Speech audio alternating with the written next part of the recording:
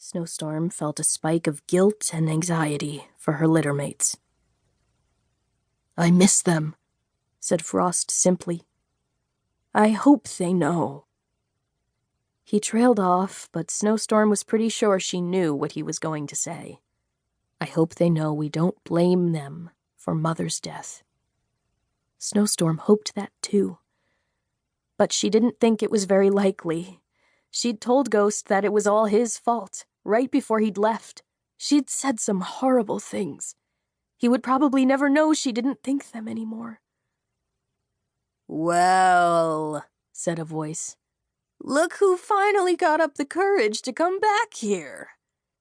Snowstorm spun around and looked up to see a pair of long, fluffy tails dangling from the gnarled branches of a nearby tree.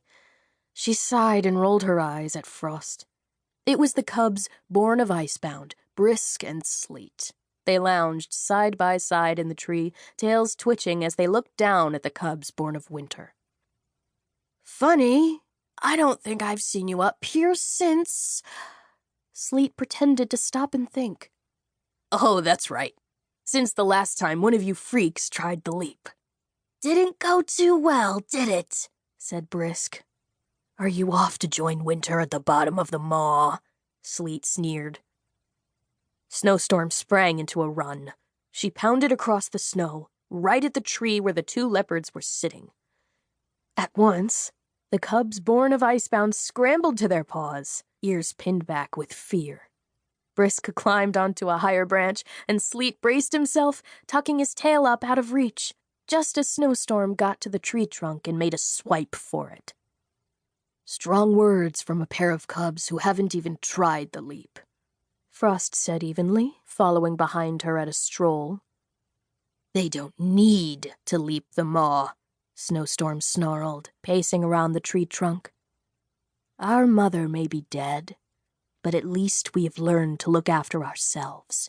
These two will be living in Icebound's cave until their fur falls out." Sleet growled. Snowstorm crouched as if she were going to pounce up into the tree, and Sleet's growls turned into a yelp as he clawed his way onto the higher branch, jostling for space with Brisk. Snowstorm relaxed. "Come on," she said to Frost. "We're adult leopards now. We don't need to fight with cubs anymore." She turned away, and she and Frost set out together over the snow, ignoring the hisses of Brisk and Sleet. She'd mostly said it to annoy them, but it was true, too. On the other side of the endless maw, they would be real adults, and nothing the cubs born of Icebound could say would change that. Her heart started to beat harder as they approached the edge of the crevasse. Flickers of memory came back to her, the horrible and wonderful all mixed together. Winter's body falling from the slippery ledge. Winter fighting Icebound to keep them safe. Ghost climbing safely out of the maw. The terrible things she had said to him.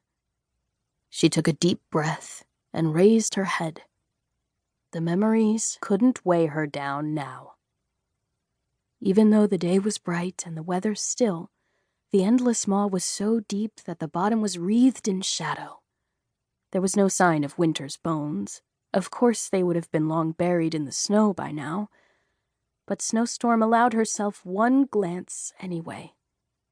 Then she focused on the column of rock that stood in the middle of the chasm. It looked much closer than it had when she was a little cub. Confidence started to grow in her chest. She could do this. "Go on," Frost said, his ears flicking with amusement. "You go first." "You always do." She briefly licked her brother on the forehead. "I'll see you on the other side." Then she backed up from the edge, crouched, ran, and leaped. Her heart gave a thump in midair, so hard she could feel it in the pads of her paws. And then she landed in the snow on the top of the column. She didn't pause or look back, but bunched her muscles and leaped again, sailing through the air. Her front paws slammed down on the far edge of the maw, and she pushed herself forward, running a few steps into the flattened snow, before circling back to watch her brother. Frost looked very small from this side of the maw.